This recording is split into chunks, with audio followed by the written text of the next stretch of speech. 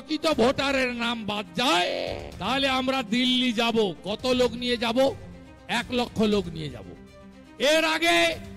এর আগে যখন 100 দিনের টাকা চুরি করেছিল, প্রধানমন্ত্রী আবাস যোজনার টাকা চুরি করেছিল, তখন বলেছিল 10 লক্ষ লোক নিয়ে দিল্লিতে যাব।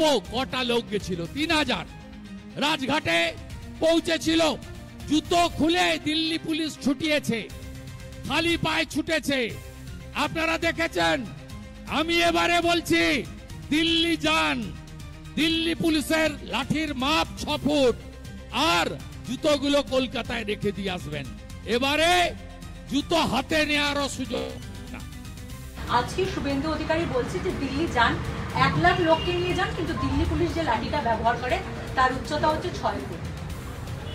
এই ডায়লগ শুভেন্দু অধিকারী যখন 2023-এ আমরা গেছিলাম, ওই একই ক্যাসেট বাজিয়েছিল, ক্যাসেটটা আটকে গেছে।